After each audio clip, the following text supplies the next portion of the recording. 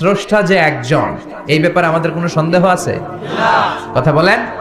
আমাদের রব কয়জন? স্রষ্টা কয়জন? এজন্য সূরার নাম হচ্ছে সূরাতুত তাওহীদ, একত্ববাদের ধারণা। আল্লাহ যে একজন, এই কথাটা এই সূরার ভেতরে চমৎকার ভাবে বর্ণনা করেছে কে? আর তাওহীদের বিপরীত হলো শিরক।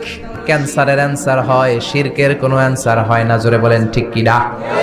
এজন্য আমরা যত ইবাদত করার জন্য নিয়ত করি, আল্লাহ প্রথমে বলেন শিরক করো কিনা আগে সেটা বলো। প্রথমে তুমি শিরক থেকে নিজেকে মুক্ত করার ঘোষণা দিয়ে দাও, তারপরে ইবাদত শুরু করো। ইবাদতটা তখন কবুল করে নিবে কে? এজন্য আমরা যখন নামাজে দাঁড়াই আল্লাহ বলে শিরক করো নাকি? আমরা বলি ওয়াজ্জাহাতু ওয়াজহিয়া লিল্লাযী ফাতারাস সামাওয়াতি ওয়াল আরদা হানিফান ওয়া মা আনা মিনাল মুশরিকিন। ওমা আনা মিনাল মুশরিকিন। আল্লাহ, আমি শিরক করি না, শিরকের সাথে আমাদের কোনো সম্পর্ক।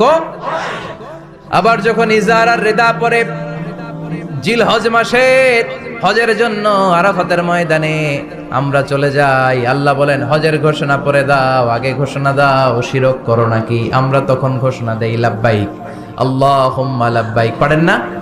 লাব্বাইক আল্লাহুম্মা লাব্বাইক লাব্বাইক লা শারীকা লাক লাব্বাইক ইন্নাল হামদা ওয়ান নি'মাতা লাকা ওয়াল মুলক লা শারীকা লাক। পড়েন লব্বাইক আল্লাহুম্মা লব্বাইক লব্বাইক লা শারীকা লাক লব্বাইক ইন্নাল হামদা ওয়ান নি'মাতা লাকা ওয়াল মুলক লা শারীকা লাক। আমরা বলি লা শারীকা লাক, ঠিক কি না? আমরা যখন হজের জন্য দাঁড়াই আল্লাহ বলে হজ পরে করো, আগে বলো শিরক করো নাকি? শিরকের সাথে সম্পর্ক আছে নাকি? আমরা বলি লা শারীকা লাক, আপনার সাথে কোনো ধরনের শরীক আমরা করি না।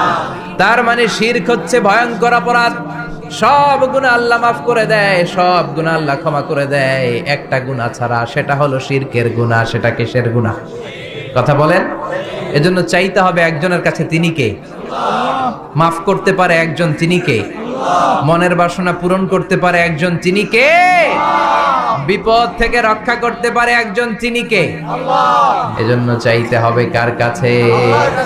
এটার নাম হচ্ছে তাওহীদ। এটার নাম কি? তাওহীদ। তার বিপরীত হচ্ছে শিরক। বিষ্ণু বলেন আখফা মিন দাবিবিন নামাল, পিঁপড়ার গুটি গুটি পায়ের চেয়েও সূক্ষ্ম হচ্ছে শিরক। পিঁপড়া যেমনি মিষ্টির দোকানের ভেতরে, মিষ্টির বক্সের ভেতরে গুটি গুটি পায়ে ঢুকে যায় আর মিষ্টিগুলোকে নষ্ট করে দেয়, ঠিক তেমনি শিরক গুটি গুটি পায়ে ভাইরাসের মতো মানুষের দেহের ভেতরে ঢুকে তার ঈমান আমল সবকিছুকে বরবাদ করে দেয়।